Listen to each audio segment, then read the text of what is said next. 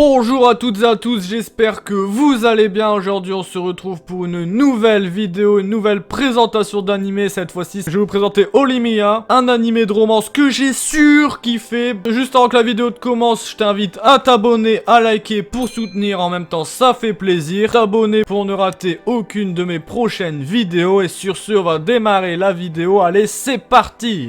Donc j'ai décidé de commencer cette sorte de série un peu où je présente un seul animé par Horimiya, parce que Horimiya m'a vraiment mis une grosse claque. Voilà, j'ai bien surkiffé même l'animé de romance qu'est Horimiya. Donc on va commencer par le synopsis. Bien qu'admirée à l'école pour sa gentillesse et ses prouesses académiques, Kyoko Ori est cependant différente chez elle. Et oui, avec ses parents souvent absents pour travailler, Ori doit s'occuper de son jeune frère et faire le ménage, l'empêchant ainsi de se socialiser en dehors de l'école. Izumi Miyamura, un camarade de classe d'Ori, est considéré comme un otaku maussade avec ses grandes lunettes, ses longs cheveux et sa nature timide et calme. Cependant, il est en réalité une personne gentille et serviable, possédant 9 piercings cachés derrière ses longs cheveux et un tatouage le long du dos et de l'épaule gauche. Vraiment un style un peu contraire à sa nature timide, calme et associable. Là, il ressort plutôt quelqu'un d'assez extraverti, qui assume pleinement ses goûts, son style particulier, etc. etc. Un jour, Ori et Miyamura se croisent en dehors de l'école par pur hasard. Comment ces deux personnes vont réagir en découvrant la face cachée de l'autre? Et ça, c'est vraiment très intéressant. Un peu les faces cachées de tous les personnages de l'animé. Cet animé touche pour genre comédie, romance, school life, shonen, slice of life pour thème amitié, amour, école et quotidien. Il y a 13 épisodes disponibles sur Wakanim. J'ai surkiffé cet animé de romance. Déjà, la romance est très bien gérée, je trouve. En plus de ça,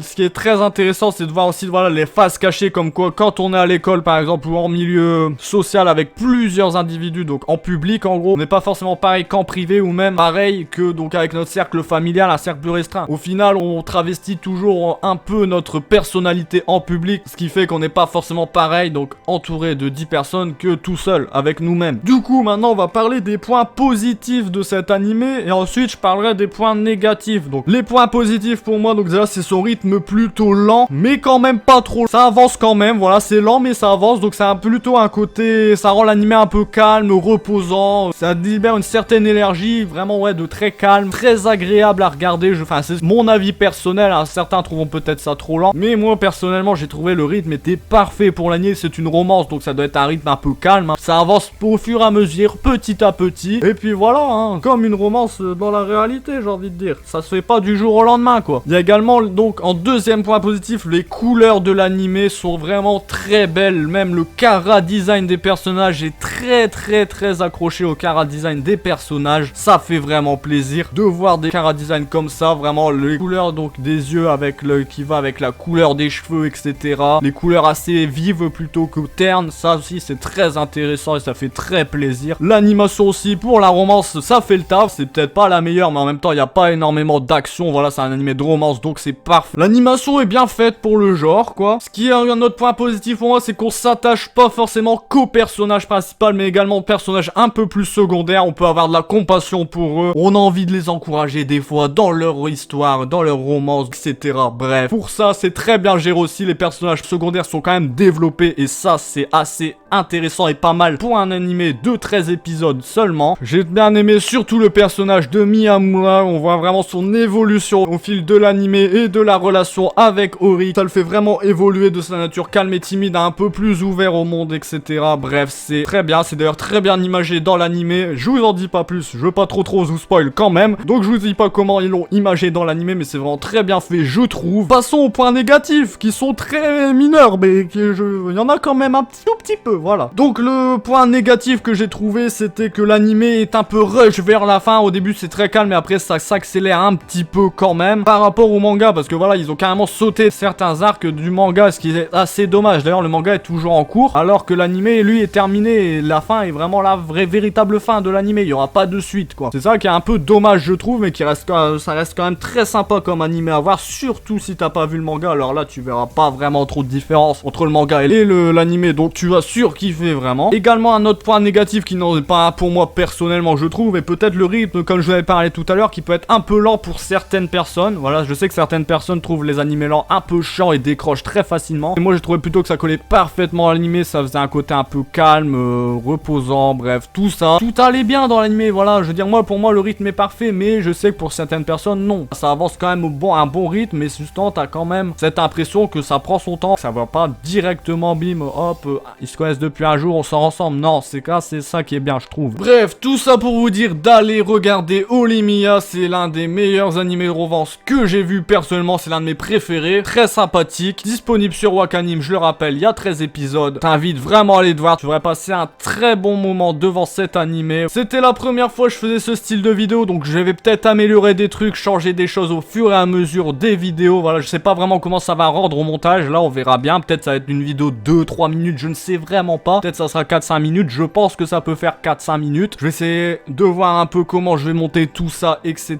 et on verra bien le rendu final, ça sera, là vous le verrez sur YouTube, hein, je pense, mais on verra bien le rendu final du coup. Là c'est un peu un test celui-là, je dois vous avouer, c'est pour ça que si la qualité n'est pas encore exceptionnelle, je vais essayer d'améliorer ça au fur et à mesure, si je vois que c'est déjà bien comme ça, je regarderai ce style-là. Si la vidéo t'a plu, je t'invite à t'abonner et à liker, ça fait plaisir et ça soutient, hein. Sur ce, c'était Furkan, je te dis à la prochaine pour une nouvelle vidéo, allez, ciao!